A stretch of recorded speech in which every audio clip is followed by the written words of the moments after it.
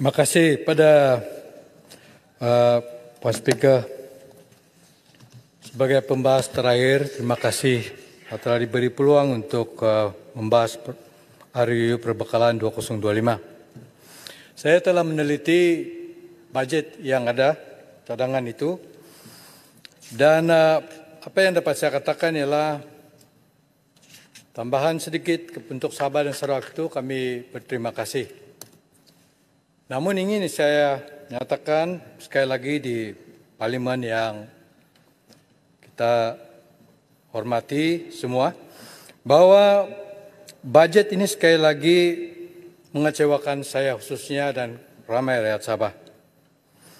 Kenapa saya katakan demikian ialah karena setelah 61 tahun Sabah dan Sarawak di dalam negara ini, kita tidak melihat keikhlasan yang tulus sepenuh hati daripada pemimpin daripada Malaya dan juga Kerajaan Persekutuan bagaimana untuk menunaikan segala janji yang telah ditabur pada tahun 63. Kenapa saya katakan demikian ialah kalau kita lihat daripada rentetan sejarah, pada tahun 63 perjanjian dimasuki, pelanggaran yang berlaku kita lihat tahun 64, 65, 66, 67, tentang 40% itu yang sepatutnya dibayar kepada Sabah daripada hasil Sabah memang tidak ada dibayar.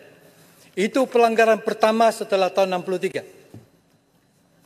Setelah itu apa yang berlaku pada tahun 65? Ketika Singapura keluar daripada Malaysia. Kita melihat, saya sendiri melihat bahwa itu adalah merupakan pelanggaran yang seterusnya berlaku. Pertama karena Kerajaan Persekutuan atau Malaya pada masa itu tidak berunding dengan Sabah dan Sarawak untuk memberi keizinan bagi Singapura keluar, tetapi persetujuan itu atau penyingkiran Singapura daripada Malaysia ini dibuat sendirian oleh pihak Malaya. Artinya rakyat Sabah dan Sarawak telah dikhianati, pemimpin Sabah dan Sarawak telah dikhianati, dan bukan setakat itu, tetapi apa yang berlaku, kursi-kursi parlimen untuk Singapura pula disapu habis oleh Kerajaan Persekutuan di dalam Malaya. Apa yang penting yang harus saya tahu ialah ini adalah merupakan pengkhianatan kepada Sabah dan Sarawak. Bila kursi itu telah diambil, maka jaminan di bawah IGC report itu di mana dikatakan bahwa Sabah dan Sarawak harus dijamin mempunyai 1/3 kursi parlimen supaya hak-hak yang termaktub di dalam perlembagaan negara yang menyentuh Sabah dan Sarawak tidak boleh diubah, tidak boleh dilanggari tanpa persetujuan daripada Kerajaan Sabah dan Sarawak dan para MP Sabah dan Sarawak supaya Malaysia ini tetap kekal kukuh. Tetapi apa yang berlaku? Bila kursi Singapura itu diambil, hak Sabah, hak Sarawak telah dicabuli daripada tahun 65 sehinggalah kepada tahun ini. Saya ada di dalam mesyuarat lebih kurang 2 tahun yang lalu membincangkan semula untuk mengembalikan kursi ini kepada Sabah dan Sarawak. Dan saya ingin melihat bahwa kerajaan Madani yang ada pada masa sekarang akan menunaikan apa yang telah begitu lama termaktub untuk menjaga kepentingan Sabah dan Sarawak itu tetap dipelihara untuk memastikan negara ini berada di landasan yang benar. Jangan langgar janji. Tunaikanlah janji itu. Jika ini prinsip daripada Kerajaan Madani, maka saya sangat menghormati keputusan daripada Kerajaan Madani yang akan mengatakan janji itu. Seterusnya, saya ingin mengatakan tentang pelantar benua. Pelantar benua yang kita tahu daripada tahun 1954 telah pun ada North Borneo Alteration of Boundaries Order in Council. Dan lautan Sabah ini daripada daratan sehingga 200 batu nautika sebelum pun pembentukan negara ini dibuat, Malaysia dibuat. Tetapi setelah Sabah Sarawak menyertai di dalam negara ini, kita dapati bahwa kuasa Sabah dan Sarawak ini telah beberapa kali cuba diambil alih oleh Kerajaan Persekutuan. Dahulunya pada tahun 76 Kita dapati bahwa mereka meluluskan melalui akta darurat. Setelah itu beberapa akta lain dibuat untuk maksud supaya dapat menguasai pelantar benua Sabah dan Sarawak. Akta darurat itu sudah dimasukkan, tetapi apa yang kita lihat pada tahun 2012, kembali akta wilayah laut mau menguasai pelantar benua ini. Karena pelantar benua ini telah dihadkan kepada 3 batu nautika. Sama ada di bawah akta darurat yang lalu dan akta-akta lain seterusnya di bawah itu. Dan di bawah akta laut wilayah. Saya ingin menegaskan bahwa jangan campuri hal soal ini yang mana di bawah Sabah dan Sarawak dan juga di negeri-negeri yang lain. Kalau sekiranya mereka mempunyai peraturan undang-undang yang seperti itu.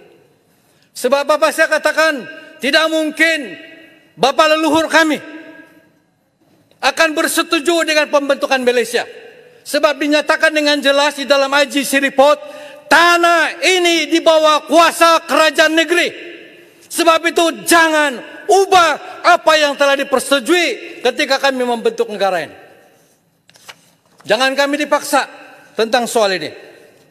Dan seterusnya tentang pemberian khas daripada kerajaan di bawah perkara 111C dan juga 112D. Kita nampak bahwa pemberian khas itu suka hatilah berapa mau bagi. Tapi yang ingin saya katakan pada tahun 74 juga telah dilanggari. Sepatutnya ada review dibuat. Panggil pemimpin Sabah untuk berbincang. Nyatakan apakah yang dapat dipersetujui, angka yang dapat dipersetujui. Apa yang saya tahu daripada dahulu, tidak ada perbincangan pada tahun 74 dan selepas itu suka hati, suka badan berapa diberi kepada Sabah. Pada tahun 2018 saya berada di dalam dewan ini. Saya juga terkejut ketika Menteri Keuangan pada masa itu bagi tahu 50 juta kepada Sabah.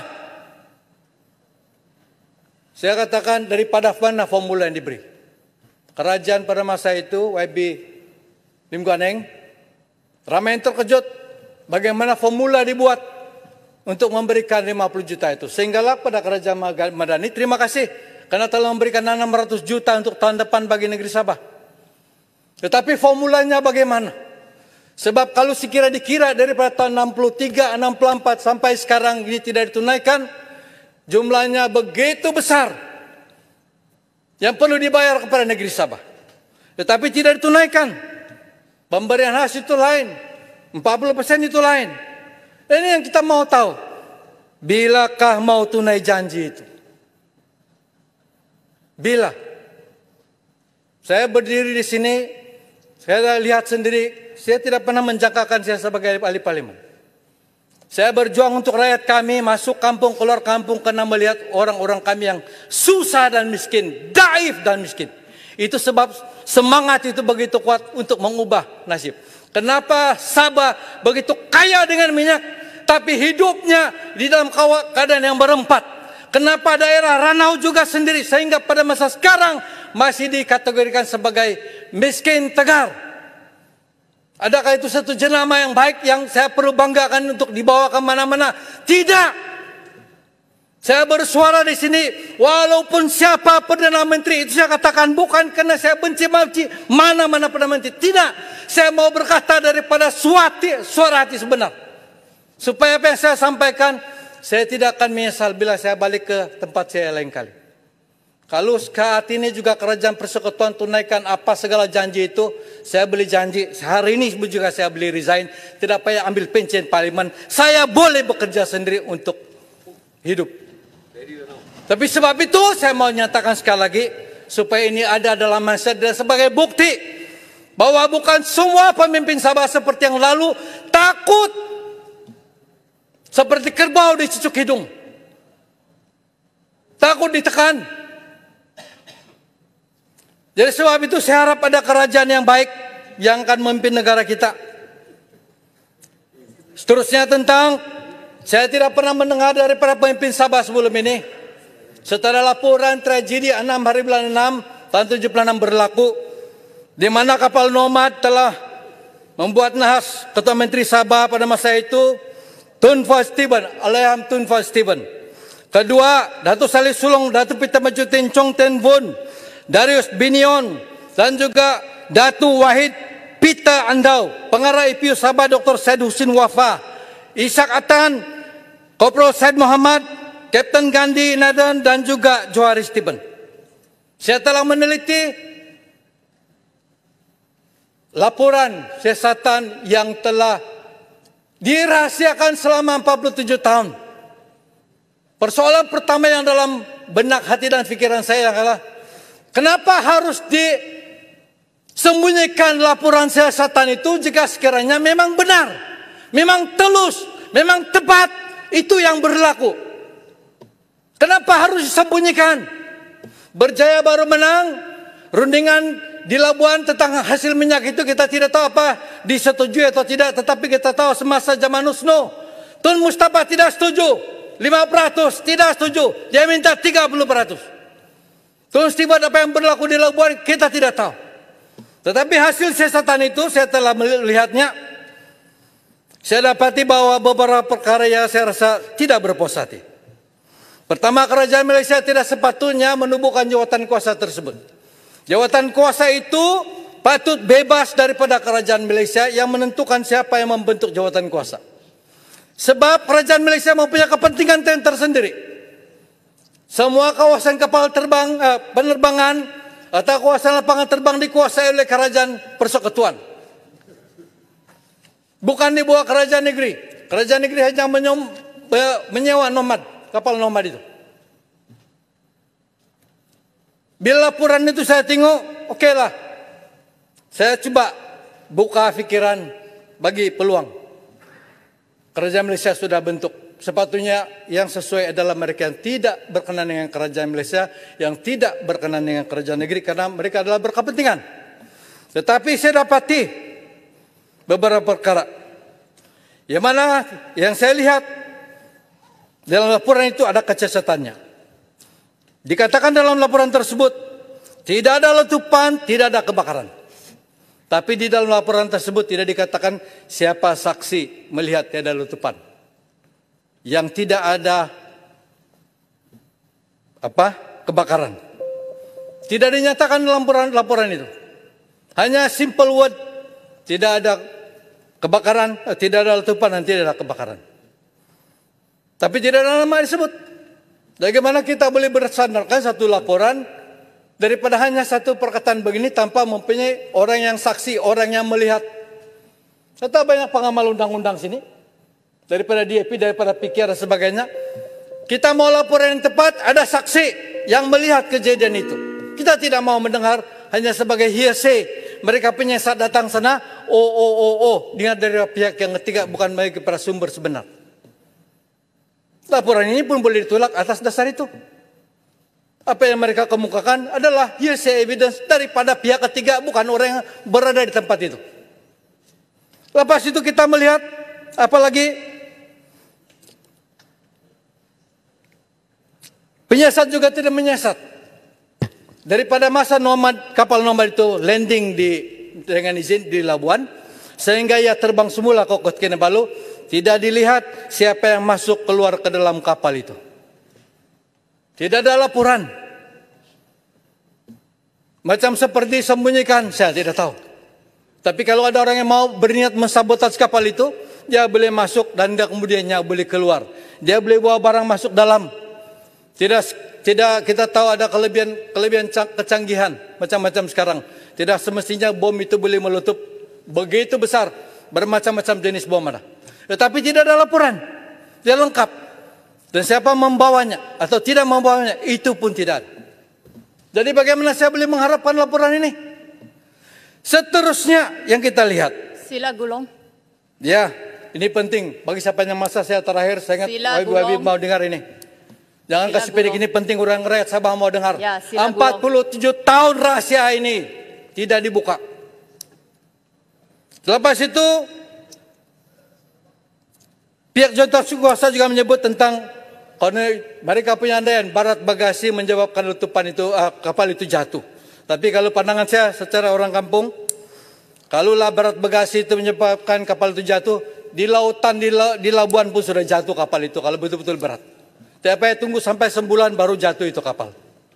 Seterusnya, kapal nomad biasanya kalau terjadi kegagalan engine, dia akan mendarat base juga terbang mendarat. Sehingga mendarat pelan-pelan turun. Dia tidak akan menjunam atau nose diving. Tapi yang berlaku untuk kapal nomad itu tiba-tiba jatuh. Di luar daripada cara biasa kapal itu sepatutnya jatuh. Sebab itu bagi pandangan saya kejadian ini bukanlah satu nahas yang biasa-biasa tetapi luar biasa. Jadi sebab itu ingin saya sentuh sedikit satu kali rangkum semuanya.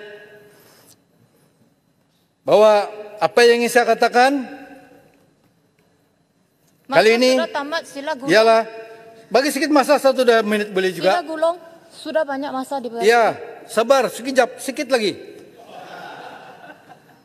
Satu, saya katakan tadi tidak ada ketelusan tentang laporan dalam kapal nomad. Kedua, ingin saya katakan bahwa peruntukan pembangunan Sabah Sarawak ditingkatkan. Dan juga penurunan kuasa untuk meluluskan proyek bernilai 50 juta itu patut ditambah. Kalau Sabah Sarawak sama dengan Malaya, kuasa melulus itu tetap sama jumlahnya. Janganlah kasih kecil-kecil Sabah dan Sarawak. Kita adalah partner, kita adalah rakan kongsi.